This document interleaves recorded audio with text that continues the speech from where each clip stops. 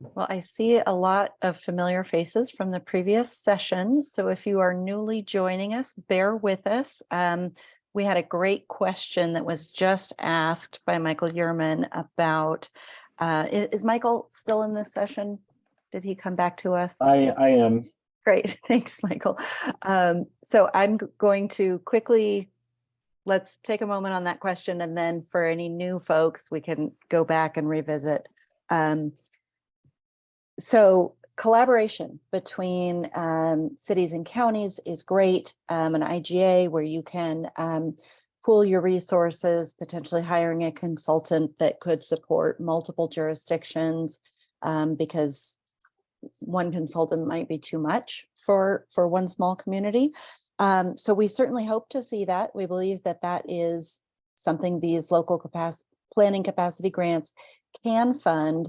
And we love to hear more from communities that envision doing that. Anything else on that topic from either Mitch or Andy, or any other questions along those lines?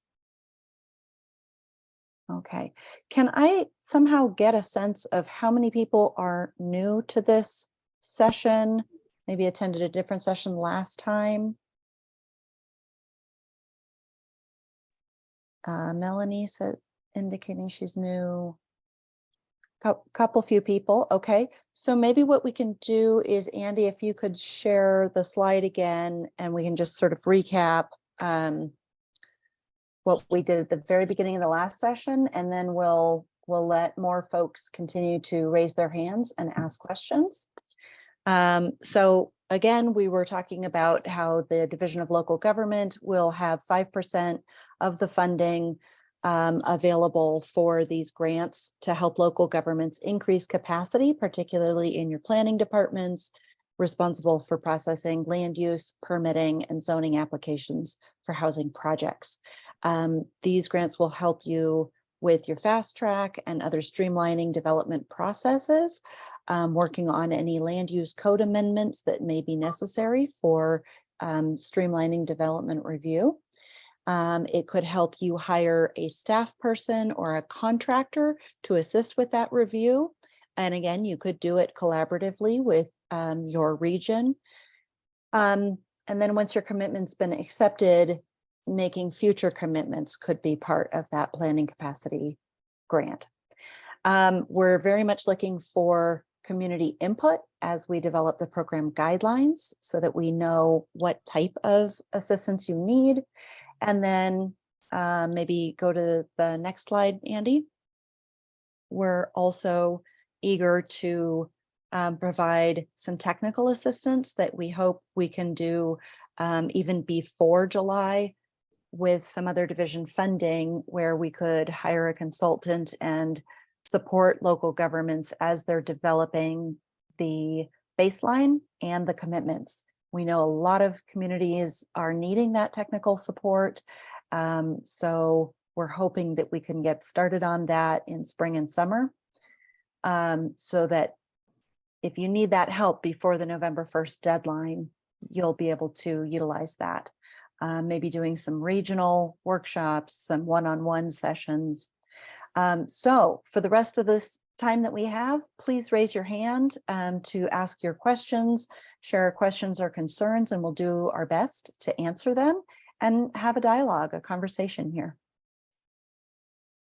And questions in the chat are great too. We'll try to answer those, but because we're recording the session, we're hoping ideally you'll raise your hand and verbalize your question. Okay, we've got one from John. Great, go ahead, John. Thank you. I'm John Lovell from Habitat for Humanity, the St. Vrain Valley. We serve several different communities, some of which, well, in 3 different counties. So we have kind of a challenge to make sure that some folks have good, strong planning departments, but we're seeing resistance from them about this fast tracking element. I would have 2 questions again, I guess, about that, which is how big do you envision these grants being, and for how long would they last? Great question. And I do want to restate what we said in the earlier session, is just to remind everyone that the fast track is not going to be required until 2027. So you've got plenty of time to figure out a solution that will work for your community's unique needs.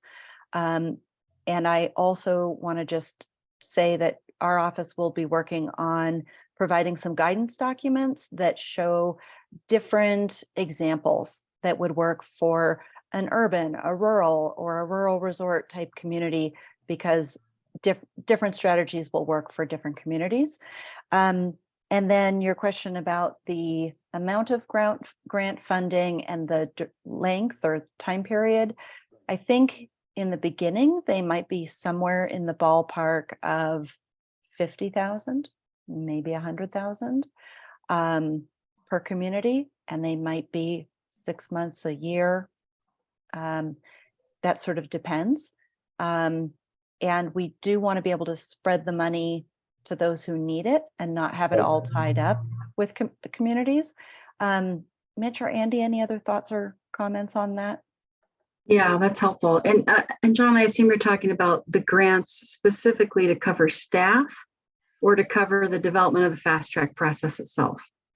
I think to cover staff, quite frankly. Yeah, staff or contractors. We're hoping to see some contractors too, sort of some on-call contractors. I'd love to see some counties take on the fiscal agent and coordination responsibility to have some on-call contract planners that know the codes very well and the fast track processes very well of each of the municipalities, and just have a group of folks ready to go at the ready. But in any case, yeah, I think what we'll ask for is, evidence or thoughts from the local governments about how much they'll need based on what they think the demand is, what the demand has been, what they know to be coming into the pipeline, what's already in the pipeline. And that will really determine the grant size.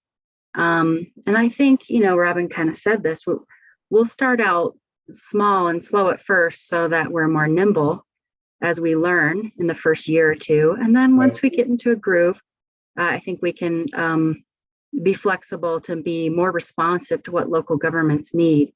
But we will be looking for competitive applications. I mean, hopefully we'll have more than enough money and we won't have to say no to anyone, but we want to make sure we can defend the use of every dollar, to taxpayers and all of that. So hopefully that helps. It does help. I think we serve one rural area, particularly Estes Park, who I know is in desperate need of housing, and it's very hard for them to get planners up there full time. So that would be helpful. But also we have areas that are brand new to the house, the affordable housing space. So we haven't even begun to encounter what that will be, but literally the 3% will be, if they add one house, it's going to be more than what they have right now. So I think we're just trying to get a feeling for how we can advocate for that work, and that this is a tool that they can access to get there. Great question, John. Pamela's got a great question in the chat, but I want to go to Paul, and then maybe we can circle back around to her questions for more details about what the fast track means, how it's outlined in Prop 123. Paul, go right ahead. Great, thank you. Is there a way to think, is one of the tools in the technical assistance toolbox essentially a PUD template? The way I think about this is taking HB 1271 and putting it on steroids. So that was best practices, but we work in a lot of very small rural towns. They all have contract planners, and there's no amount of capacity building that's, they need to build a project now. And what we found is the PNZs and the councils, they were just saying, give us the best practice. Give us a template, essentially like you did in 1271, but turn it into a PUD template where they can just go, this has been blessed by the state. I'm not talking about any money. I'm just saying this is up for the developer to bring forward versus going through, as you all know, a very lengthy process that is really foundationally about building trust between the developer and the P&Z and the council. So I guess my question is, could you imagine building a PUD template as part of your technical assistance toolbox?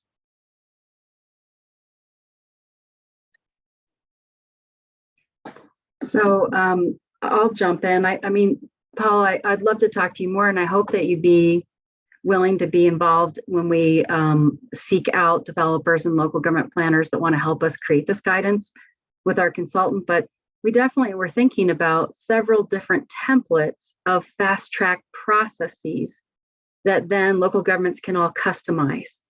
And then we would give guidance and answer as many questions as we could about what makes it compliant with 123 language, so that local governments have confidence that what they adopt is going to meet the test. So if that's what you're talking about, yes, we definitely want to do that.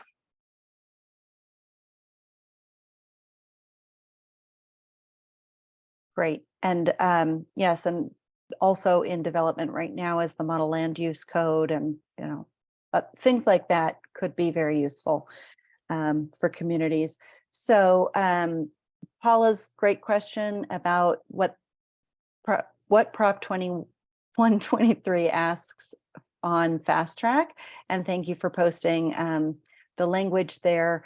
And so just to get into those details a little bit more for people, again, you don't need to worry about it quite yet, but it starts with a 90 calendar days after submission of a complete application. There's the question of when does an application actually, how do you define a complete application, right? Those are things that need to get answered at a higher level. And then there are provisions for an extension, so it can pause when the permit goes back to, the response goes back to the developer to review and return with answers or questions. Then, so another 90 days if it goes to another agency for review, and the option for an additional 30 days. So it's nuanced, right? You want to look at those full details that are in the ballot language. And we're going to be getting more guidelines on that. So you don't have to read the ballot language. It's just real easy for you to follow. And then we have many examples of communities that are easily doing this and others that would struggle.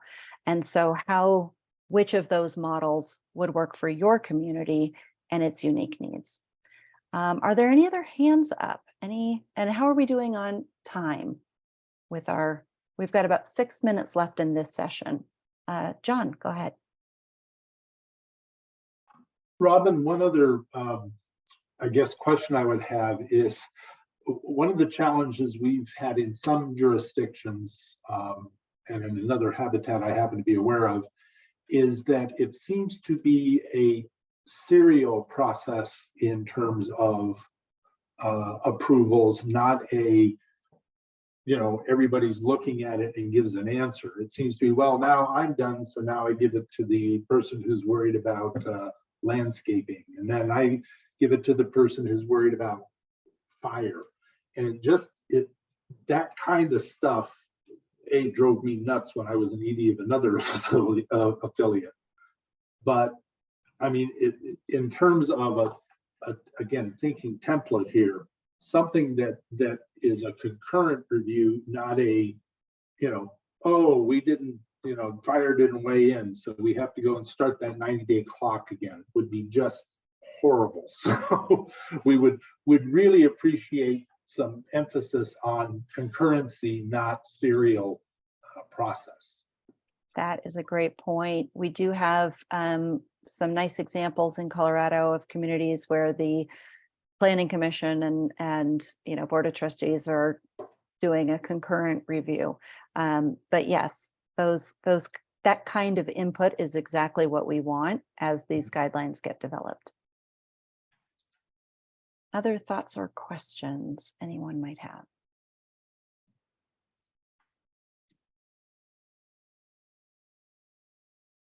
Okay, looks like we've got Sandy. Oh, go ahead, Sandy. Hi. I'm just asking kind of a clarifying question. So if there are home rule cities within a non-home rule county, and the county submits a commitment for the unincorporated, but the cities do not, because maybe they don't want more development in their city, does that mean that developers cannot access Prop 123 funds to build in the city? Only in the unincorporated. So an important distinction is that counties submitting their baseline and commitment is entirely based on their unincorporated land, Right. and cities are entirely based on their municipalities. There's been some confusion on that. So not that that was exactly what you're asking, but just wanted to make that clarification for folks. Mitch or Andy, do you want to weigh in on how a community would navigate that with the home rule? Yeah, and I think it's the same answer, but I'll defer to Mo. I mean, okay, so I see him nodding his head. So yeah, Sandy, in your example, if Gilpin sets its commitment, but one of the municipalities decides not to, then 123 money won't be available for any projects within that municipality, but it would be available in Gilpin County. Right. So Our goal is going to be to, in Division of Local Government, I'm sure it's the same for Division of Housing and all the other players, is to help every local government feel confident that they can do this. They can do, their DOH has a fantastic tool. We can help with the baseline and commitment, and hopefully help local governments adopt a fast track process they feel will work for their community, and we'll all be good to go.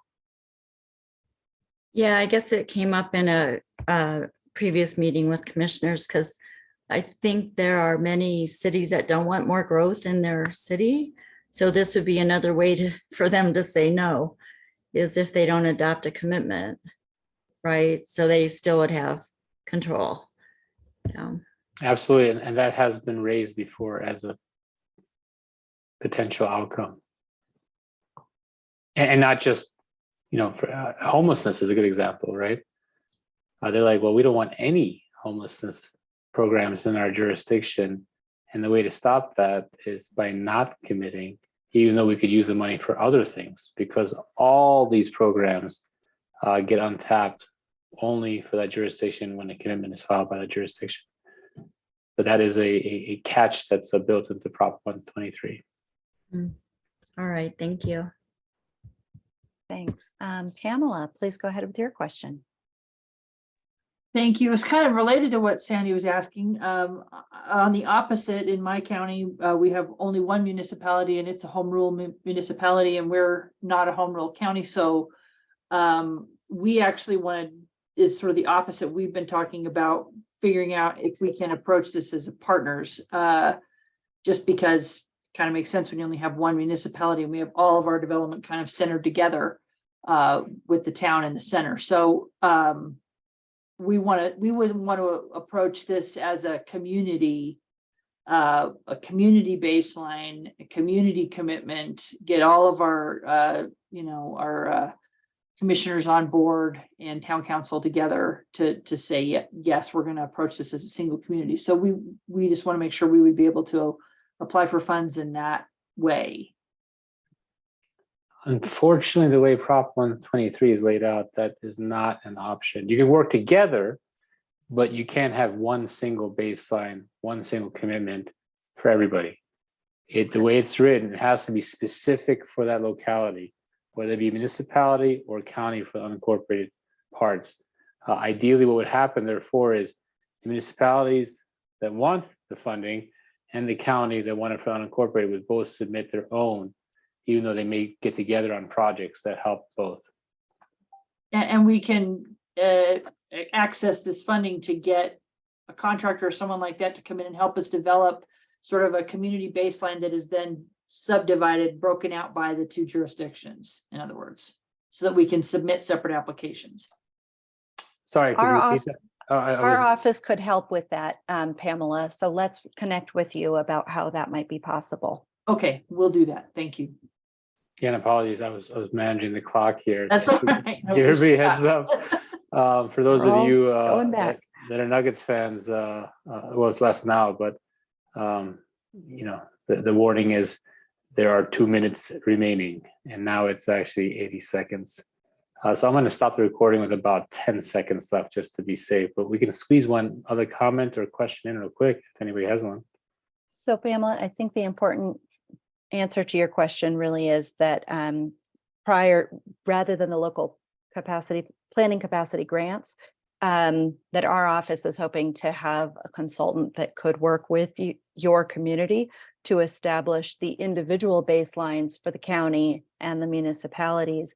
And then later, when you seek funding as a partner, that funding, you would all be eligible and you could partner on the funding to build housing Okay, that makes sense. Great. Well, we'll be in touch. or do planning capacity. Great. Thank you. We answer Emily's question in the chat.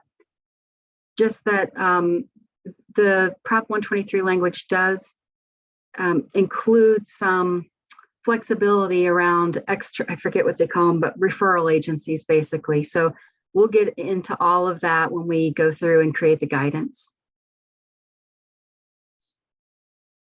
I'm just curious how many of you would want that help this summer in developing your baseline and commitment